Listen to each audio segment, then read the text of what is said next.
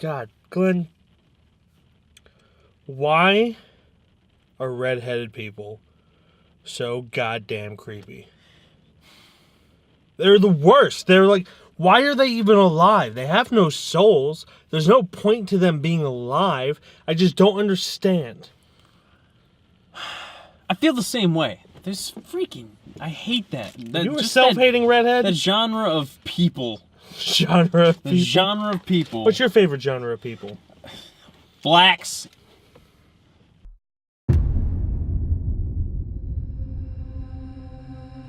It's a gargantuan 7-storied structure with no apparent rhyme or reason. Built on the orders of a grieving widow. Sarah Winchester's mind is as chaotic as the house itself. We're worried about her sanity, Dr. Price.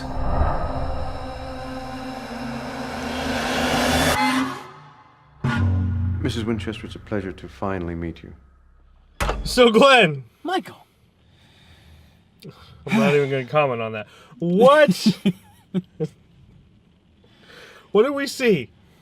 This week on KFR, we got to see the new, exciting, thrilling, super spoopy movie, Winchester. Ooh! I heard that was spoopy. Starring Helen Mirren. and Jason Clarke. And Jason Clarke. Would you like to tell the children what it's about? I thought you'd never ask. Children, gather around for the spoopy tale of the Winchester family and their giant mansion built upon another mansion, and connected to that mansion is another mansion. This fucking house is huge, guys, and it's haunted. It's the true story of the real... Well, it is a real house. It's real. And a real woman, and how ghosts haunted her, apparently. And the house. And the house.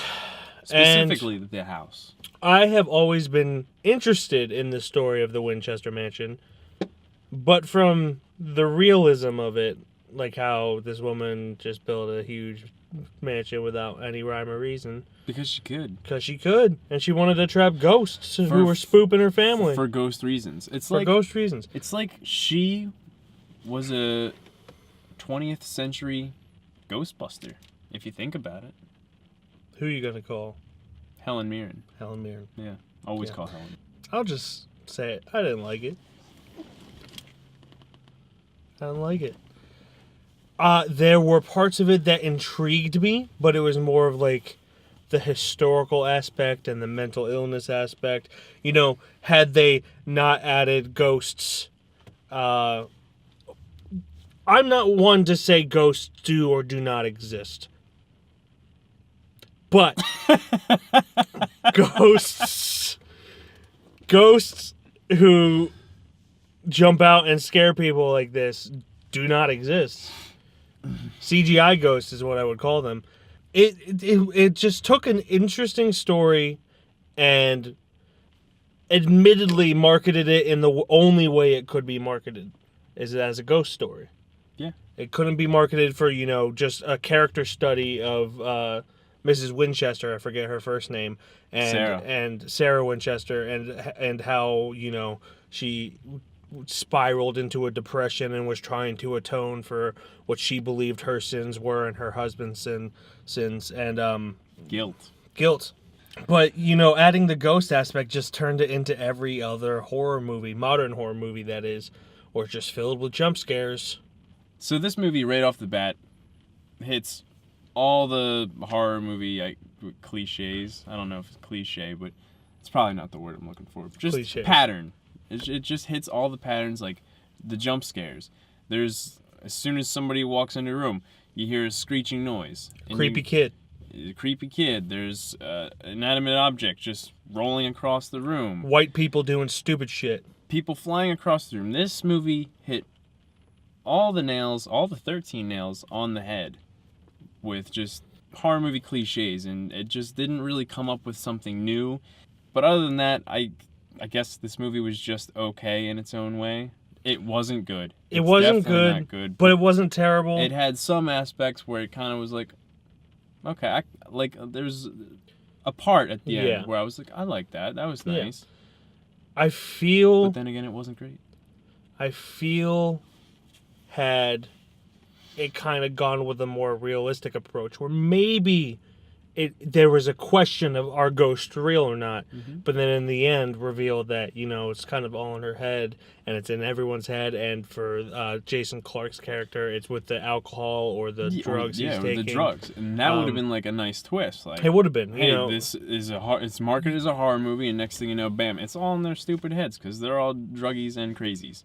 I think if Helen Mirren and Jason Clarke weren't in this movie, I probably wouldn't even be seeing it. Probably not. Even if... You know, for what this movie was, which I'm sure they knew, it was just like a movie to sell tickets to teenagers. Mm-hmm. Nothing really special. Again, the story's kind of interesting, but nothing really to write home about. They did a pretty good job. They didn't really just write it in like you see a lot of actors doing movies that really are beneath them. Yeah. This movie's beneath Jason Clarke and Helen Mirren as far as their careers go. But they still, you know, they sold it. They were believable as their characters. As far as I'm concerned, the acting definitely wasn't really a flaw here. Like, no, not at all. It wasn't like perfectly executed, but like the acting wasn't the problem in this movie. No, it was writing and pacing. Pacing mainly because it was really slow. Yes. If this had been a short film, who knows? It might have been great. Probably. But like definitely maybe like a 20. I would be more generous, say 45. Yeah. But it would have done well on that. Yeah. But hour and a half, that's still it felt like it was a little long. Like I was checking my watch a few times like, yeah. Really? You could have been spoopier. Could have been spoopier. Maybe we're just desensitized. No. No. It's them. It's not us. It's the children who are wrong. It's the children. All right, let's get to the rating system. Ooh. Ooh, God, it's the rating system. Oh, God. That was scary. That was the worst experience I've ever had. First up there, we've got see it, and then rent it, stream it, and then skip it. All in that little order. The best I'm going to say is stream it. Yeah. Especially like around Halloween time when you're just looking for horror movies, good, bad, and ugly to watch. You could watch the good, the bad, and the ugly, and that'd be a better experience. But yeah, I'm gonna say stream it. I feel like if this is like a teenage date movie, like you got your girl over or your boy over. You can't go into R-rated movies or any of the Oscar Best Pictures because most of them are rated R. Your parents are in the next room. They're like, ain't no watching no R-rated movie. And you gotta be like, darn it, Mom. PG-13 that thing. And then just sit with your spouse and be like, wow, this is really scary. You want to make out? That's better. Consent is necessary. Well. Consent, don't repent. Duh.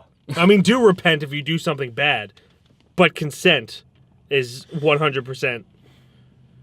So yeah, Netflix, Hulu, whatever, all that. This turned into a PSA. This spirit has a power we've not seen before. Beautiful dreamer, wake unto me.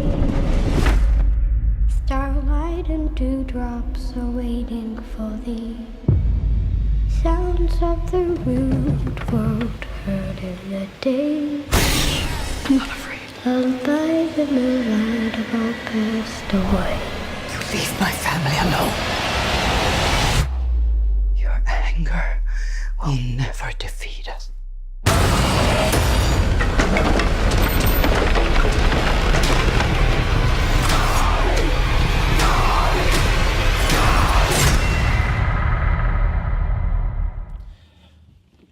You know, if more movies were like, you know, actually scary, we might actually enjoy reviewing scary movies.